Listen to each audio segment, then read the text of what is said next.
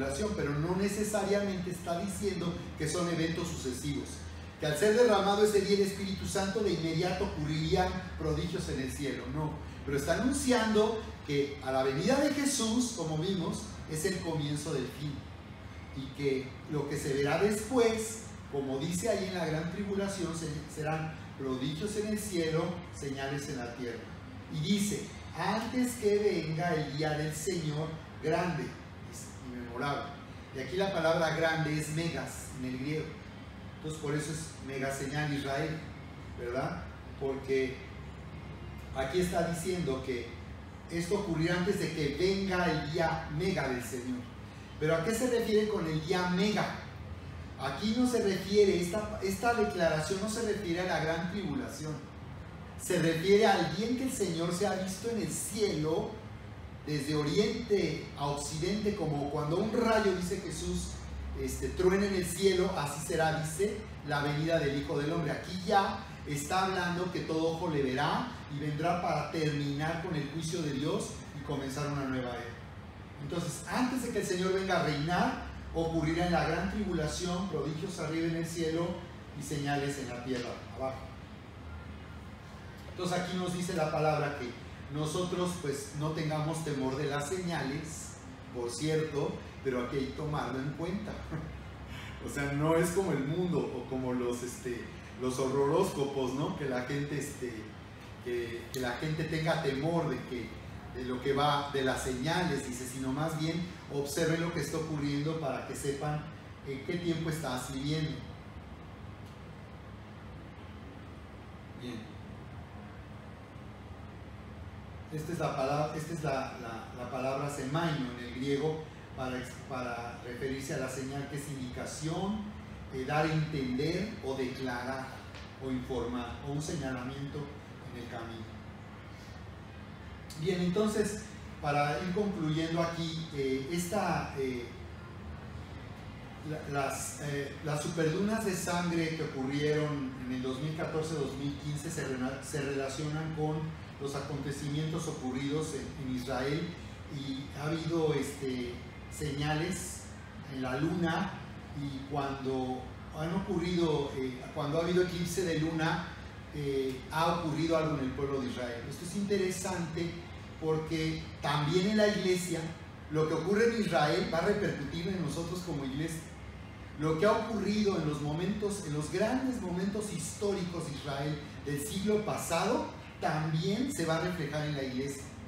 Lo que ocurra ahí en la nación también va a haber una consecuencia en nosotros como iglesia. Entonces, en el caso de Israel, tiene sentido el eclipse de luna.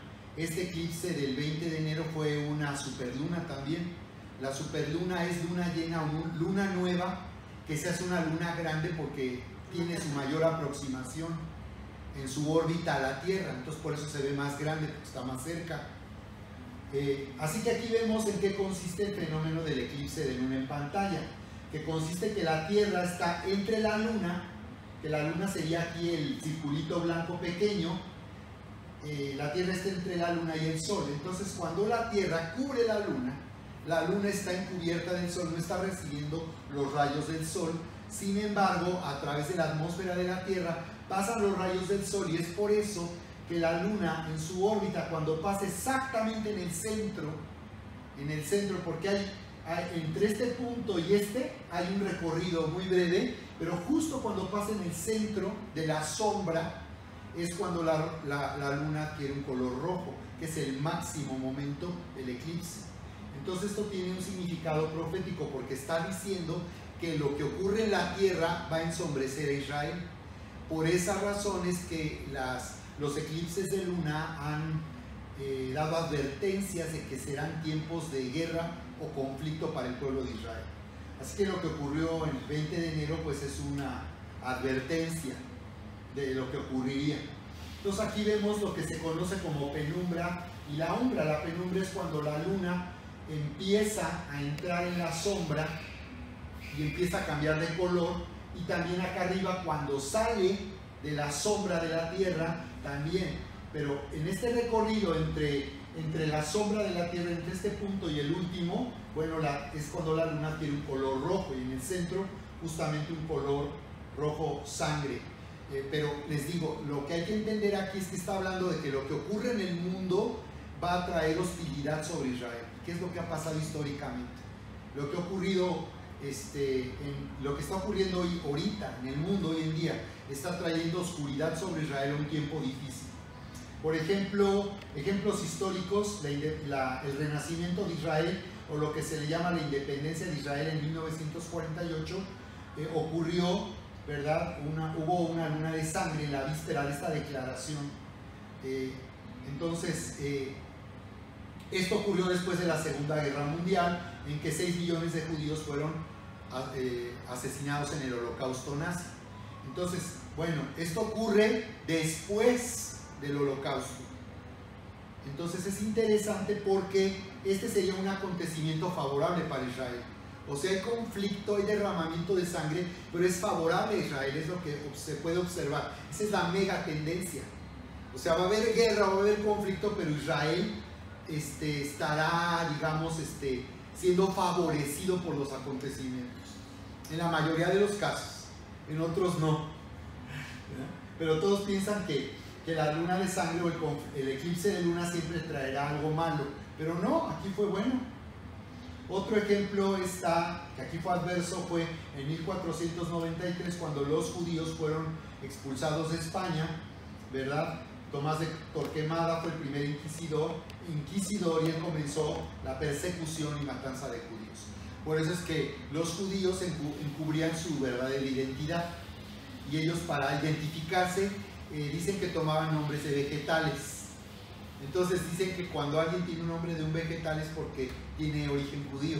De esa forma los judíos fue que huyeron a América, ¿no? Por ejemplo, se dice que muchos que llegaron a América, a la antigua Tenochtitlan, con Hernán Cortés, con Cristóbal Colón era judío, y había muchos judíos que llegaron con ellos. Entonces este fue un acontecimiento adverso.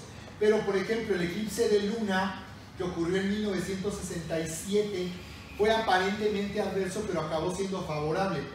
Por cierto, acá en 1948 me regreso porque hay que mencionar que enseguida se hizo esta declaración de renacimiento e independencia de Israel, fue atacado, hubo una guerra enseguidita.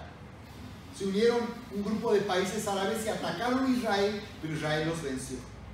Entonces lo que decía, hubo adversidad, pero finalmente Israel venció. Lo mismo que en el 67, ¿verdad? La famosa guerra de los 6 días, que fue una alianza de países árabes que atacaron a Israel. Israel los tomó por sorpresa. Egipto lideraba esa alianza anti-israelí, y lo que hizo es que Israel hizo un ataque a la Fuerza Aérea Egipcia. En cuestión de minutos destruyeron todos sus aviones y claro, hubo enfrentamientos, pero la forma en que Israel respondió, se preparó para el ataque, fue sorprendente y le dio la victoria. Y el resultado fue favorable a Israel, porque hasta ese momento, en 1967, Israel no tenía control de la ciudad de Jerusalén. Esa guerra le dio el control, y no solo de Jerusalén, sino del sitio del templo, que también hay conflicto y hay una negociación. Israel no tiene todo el control de la zona del templo, pero fue favorable. Por eso es que lo que seguiría después de esto, si ya vimos que los eclipses de luna hicieron que Israel renaciera, luego fuera atacado por sus enemigos pero tuviera victoria, y luego en el 67 fuera atacado otra vez por sus enemigos, y el resultado fue que ahora tiene el control de la ciudad de Jerusalén, ¿qué sigue? ¿Qué es lo que seguiría? Bueno, pues lo que sigue es el templo, y lo que sigue es la disputa por el control de la ciudad de Jerusalén, porque sí está habiendo todo un conflicto internacional por el control de la ciudad. Cuando Donald Trump declaró en 2017, en diciembre del 2017, que él iba a reconocer, que el gobierno de los Estados Unidos iba a reconocer como capital de Israel a Jerusalén, ¿qué ocurre? Todos pensamos que iba a haber guerra el año pasado. Todos pensamos que de inmediato iba a haber una reacción árabe. Todo el mundo amenazó represalias. También le pidieron a Donald Trump que se desistiera. ¿Ustedes saben cuál fue el resultado de eso? ¿Han oído en las noticias qué pasó con esto? De la declaración de Donald Trump para reconocer a Jerusalén como capital de Israel. ¿Saben qué pasó desde entonces? Todo el año pasado, ¿qué pasó? Pues ya se están moviendo ya están haciendo los movimientos los países para cambiar sus territorios. Sí, pero ¿qué creen que pasó? Que Donald Trump ya se detuvo. Y ahora está ofreciendo un tratado de paz. Y está hablando de paz y seguridad. Entonces, por cierto, la construcción de la embajada tomaría... Las embajadas, normalmente las embajadas norteamericanas están amenazadas siempre en el exterior. Entonces, cuando ellos construyen una embajada, no construyen un edificio normal. No, ellos construyen un búnker. Lo que ellos hacen son búnkers. Entonces dicen que construir una embajada estadounidense en Jerusalén tomaría años. Tomaría años, pero observen, hay una disputa en este momento por Jerusalén otra vez. Y lo que hizo Trump fue como reavivar el conflicto, pero ahorita ya se desistió él hace unos meses. O sea, no ha dicho que no lo va a hacer, pero no lo está haciendo. Y está proponiendo un trato al pueblo de Israel, a la nación de Israel, un trato para partir Jerusalén en un estado israelí y en un estado palestino.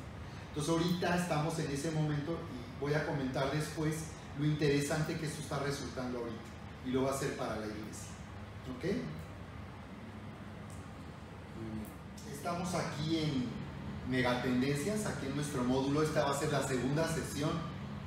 No, ya es la tercera, ¿verdad? Porque sí alcanzamos a ver una parte la semana pasada. Bien.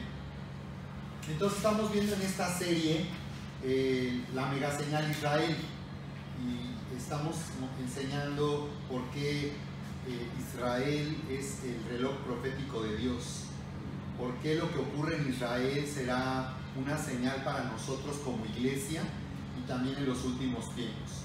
Entonces la palabra nuevamente aquí en 1 de Tesalonicenses 5:1 nos habla del arrebatamiento de la iglesia, que está resultando un tema pues muy controversial. Ahora resulta que es muy controversial, pero realmente hay mucha evidencia en la Biblia acerca de que el arrebatamiento ocurrirá antes de la gran tribulación. Y lo que vimos aquí la vez pasada fue lo que Jesús dijo en Mateo capítulo 24 acerca del futuro de Israel y el futuro de los judíos. Entonces Jesús nos habla de eso en su profecía para los judíos, como Israel será una señal para nosotros de los últimos tiempos y cómo el arrebatamiento ocurrirá antes de la gran tribulación. Entonces dice, pero acerca de los tiempos y de los momentos no tienen necesidad de que yo les escriba, porque ustedes saben bien que el día del Señor vendrá como ladrón de noche. Entonces vemos que para la iglesia de Tesalónica, que había sido enseñada, ellos sabían bien, estaban bien informados por la enseñanza del apóstol Pablo de lo que ocurriría en los últimos tiempos. Por eso les dice a los de Tesalónica, no tienen necesidad, ya les he enseñado y ustedes han entendido esto.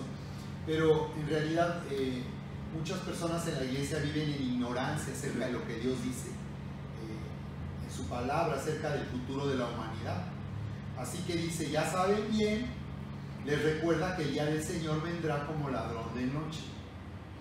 Nos dice claramente que el Señor vendrá para no ser de una manera encubierta como lo haría un ladrón, para entrar a la casa y llevarse algo, tomar algo.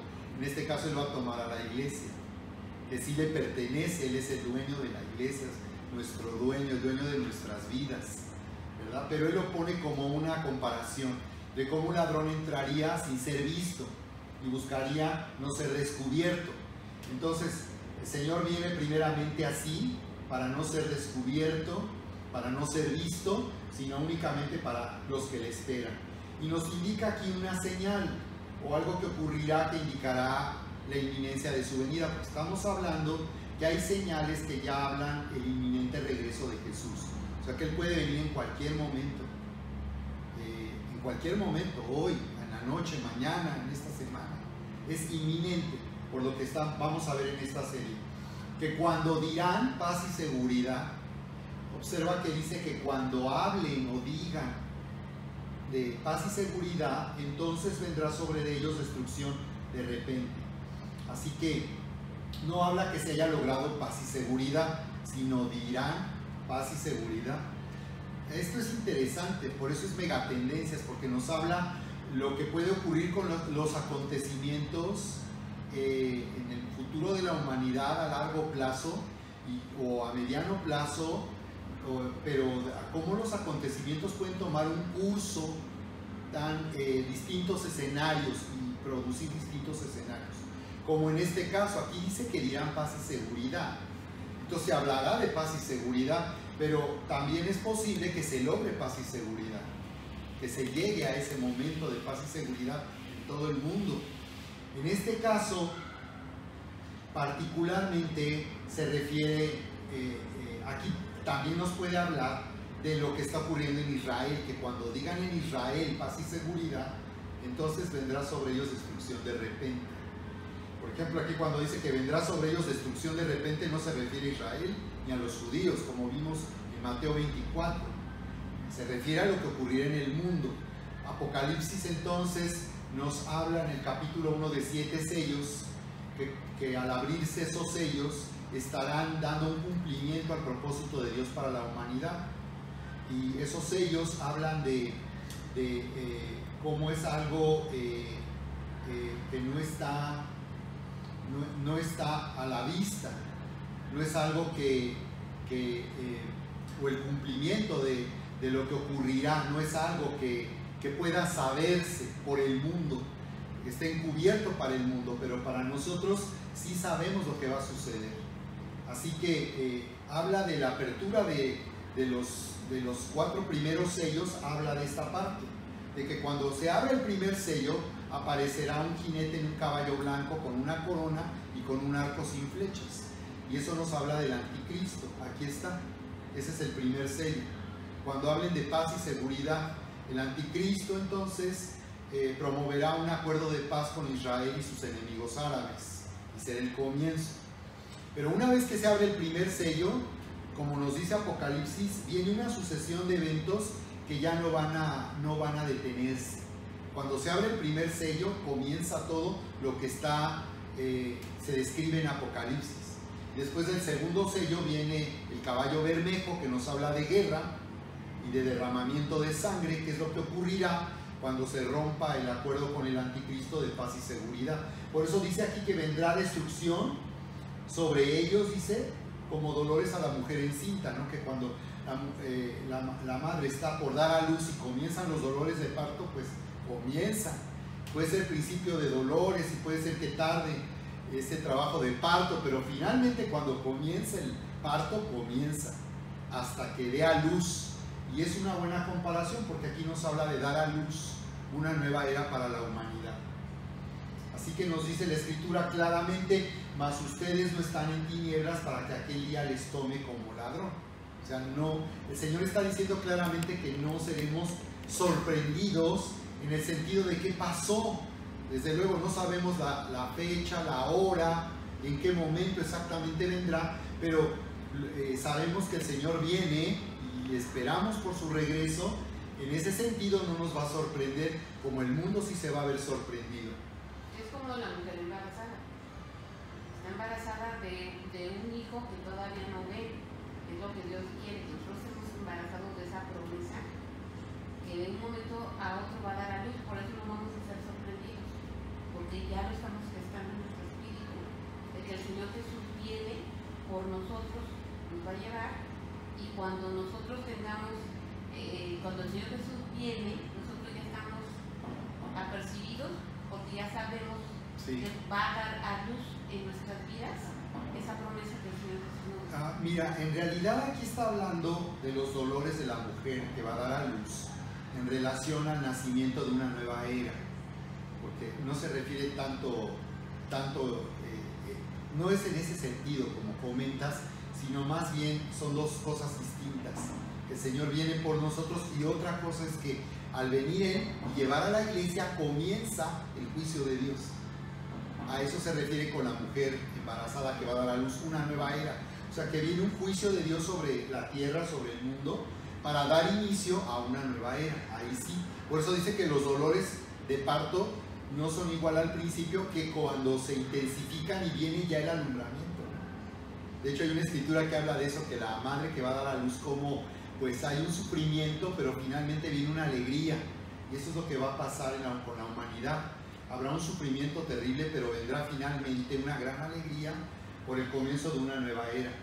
Como una analogía. Es como una comparación, pero se compara con la nueva era, bueno, sí, no tanto con nosotros. En relación a los sucesos que van a venir, sí. Pero en relación a que no estamos en tinieblas para que aquel día no nos tome como ladrón, yo en ese aspecto lo estoy haciendo la analogía de una manera personal acerca del arrebatamiento del Señor Jesús acerca en mi vida, en esa parte, ¿no? De esa promesa. Tal vez, sí, aquí dice que somos hijos de luz, pero en el sentido no de que vamos a dar a luz, sino somos hijos de luz, que no estamos en tinieblas, en confusión ni en engaño, sino que podemos entender como la luz de Dios nos muestra en su palabra lo que está pasando. En ese sentido es el comentario aquí. Así que bueno, pues lo que vimos con Mateo 24 precisamente es el final del periodo o del tiempo de gracia de la iglesia.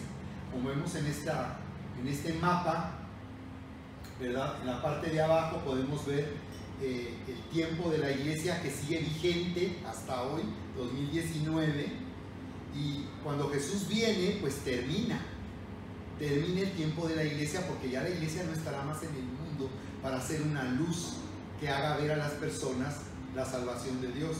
Así que ahí es donde Jesús habla del futuro de los judíos, justo después de que la iglesia es llevada en el arrebatamiento. Aquí en la tierra, Dios continúa su plan a través de los judíos. Y lo que vimos en Mateo 24 es cómo Él continúa a través de los judíos, que sufrirán persecución de parte del anticristo. Entonces aquí podemos ver, ¿verdad?, cómo se indica el arrebatamiento, el comienzo de la tribulación y la gran tribulación, o del juicio de Dios. Y al final de este tiempo, el inicio del milenio, de 1000 años de reinado de Cristo sobre la tierra, Él regresa a Jerusalén, al Monte de los Olivos, para iniciar el milenio, ¿verdad? Va a derrocar al anticristo, que estará teniendo control y dominio sobre todo el mundo. Será un dominio global al final de esos 7 años de juicio de Dios sobre la tierra. Y después del milenio, pues ya la entrada a la eternidad, con cielos nuevos y tierra nueva. Bien, entonces nos dice aquí en Pedro 1:20, Cristo había sido destinado para esto desde antes que el mundo fuera creado, pero en estos últimos tiempos ha aparecido para bien de ustedes. Observa cómo dice que desde que Jesús apareció fue el comienzo del fin. Desde que Jesús vino hace más de 2000 años, comenzó los últimos tiempos. Con Jesús comenzaron los últimos tiempos. Y dice que antes aún, ya había sido destinado, ¿no? Como hemos ya comentado, ¿no?, cómo Dios tenía un plan para la humanidad, sabiendo que Adán y Eva iban a separarse, iban a tomar un camino propio, iba a entrar el pecado al mundo. Entonces nos dice, por medio de Cristo ustedes creen en Dios, el cual lo resucitó y lo glorificó. Qué importante por eso para Dios es que nosotros prediquemos a Cristo, porque dice que es a través de Cristo, o conociendo a Cristo, que nosotros vamos a creer en Dios. Así que Jesús nos da Jesús es tan importante por esa razón para nosotros como iglesia y para el mundo, ¿no? Porque la gente hoy habla de Dios, y se puede hablar de Dios y creer en Dios, pero hablar de Cristo es otra cosa. Hablar de Cristo es ya, ahora sí, tener un entendimiento de haber conocido a Dios. Entonces, bueno, vimos que en la cruz de Cristo, su iglesia, fuimos juzgados y fuimos castigados.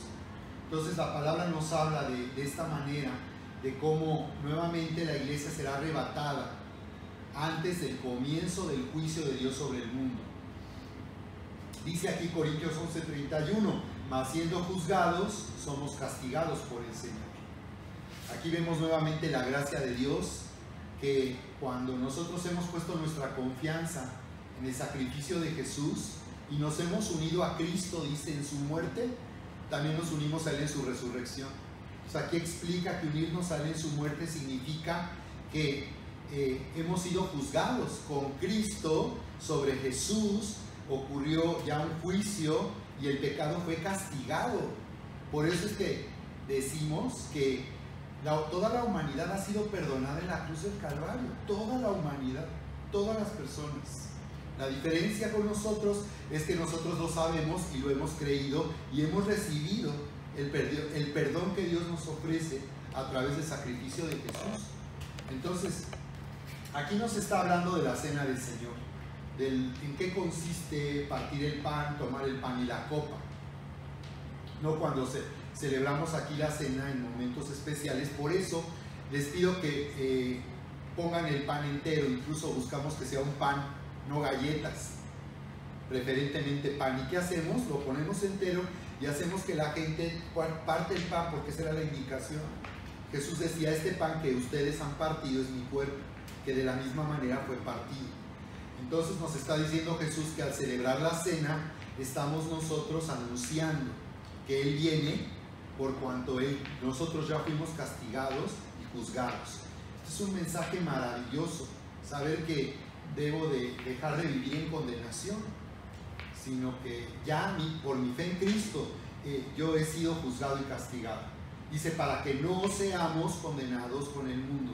Entonces, al momento de celebrar la cena, estamos nosotros expresando nuestra fe, que no vamos a ser condenados con el mundo, que por cuanto estamos en Cristo y somos suyos, Él viene por los suyos en el arrebatamiento.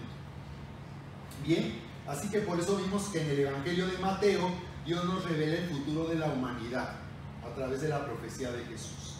Entonces aquí es donde está el Mateo 24, aquí es donde lo ubicamos, justo enseguida o después del arrebatamiento de la iglesia. Jesús está hablando a sus discípulos en Mateo 24 del futuro de los judíos y del pueblo de Israel.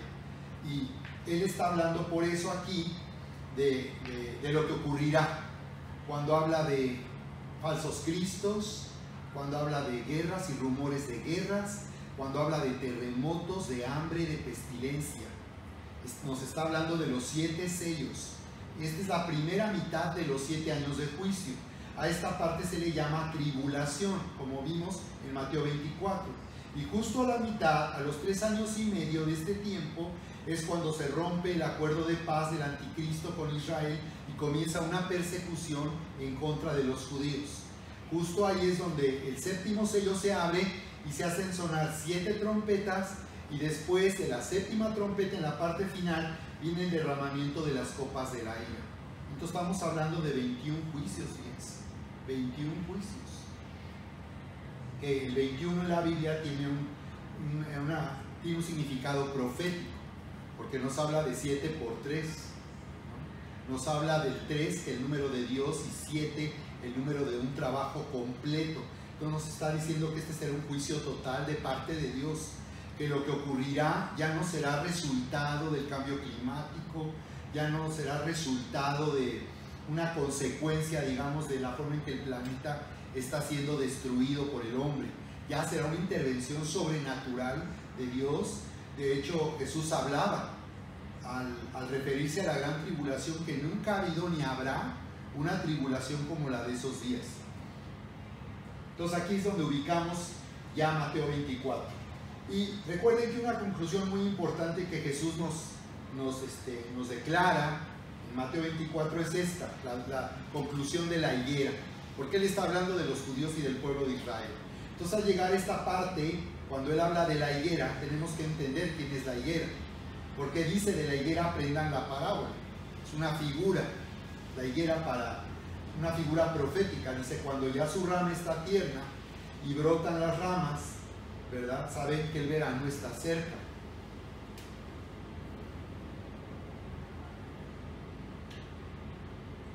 Muy bien.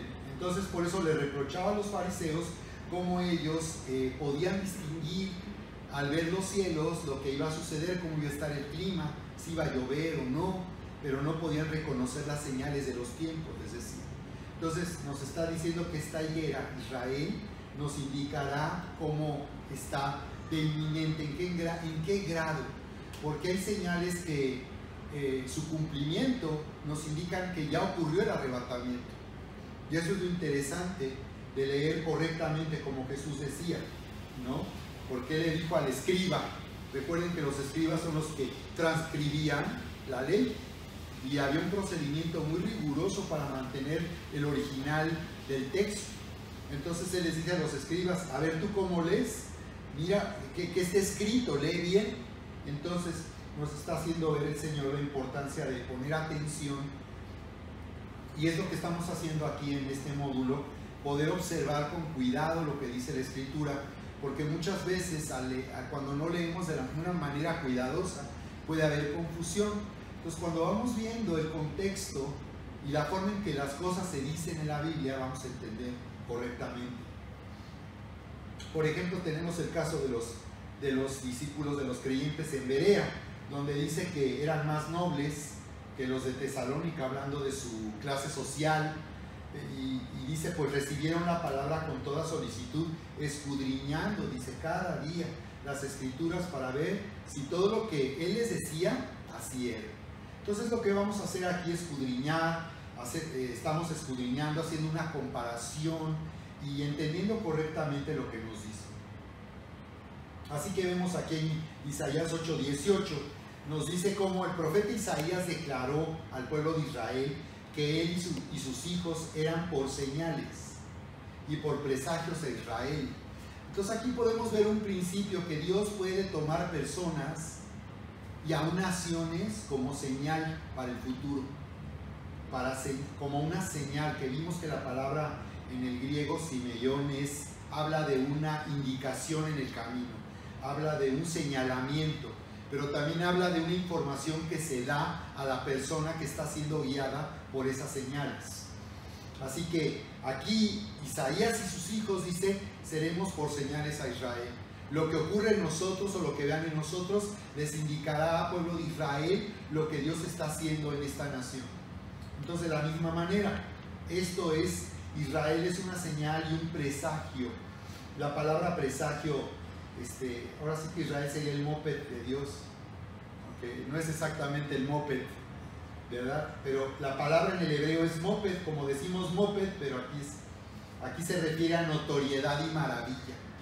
Entonces, presagio, notoriedad, la higuera tomando notoriedad, ¿verdad? Y maravillando al mundo. Que imagínate, ¿no? Que desde el año 70 que fue destruido Jerusalén y el templo, hasta el año 1948 Israel no existía. No había planta, solo había tierra, y además era una tierra devastada, destruida por la ocupación romana y los siguientes imperios. Entonces es asombroso, ¿verdad? Que esto se cumplió, y que de 1948 para acá se cumple este año 70 años. En mayo, 14 de mayo pasado, en Israel se conmemoraron 70 años del renacimiento. Algunos le dicen la independencia de Israel, pero realmente es un renacimiento, ¿verdad? No es como México, que ya existía, y lo que pasó es que México, a través de la guerra de independencia, finalmente en 1821 obtuvo independencia de España, pero Israel no existía, ni había judíos en la tierra de Israel. Simplemente en mayo del 48 renació la nación. ¿Ibas a decir algo aquí, Fina? ¿De dónde? Pensé que ahorita ibas a... No. Como que querías comentar, No. Ok. Bueno, entonces lo que estoy comentando acerca de la señal de luna de sangre del pasado domingo 20 de enero, porque resulta que las lunas de sangre, como se les llama, esta luna de sangre de esta fecha se le llama incluso luna de sangre de lobo, es algo terrorífico. Pero resulta que vemos en la Biblia que hay señales que Dios nos dice que Él enviará a través de los cielos, a través del sol, de la luna. Entonces sí es importante esto tomar en cuenta. Aunque señales habla aquí de advertencias, lo que ocurra en la luna, en el sol, serán advertencias para que tomar en cuenta. Entonces aquí en Génesis 1:14, en la creación, Dios dijo, ¿verdad? Haya lumbreras, y dijo, y sirvan de señales, dice, para las estaciones, para los días y los años. Así que entonces podemos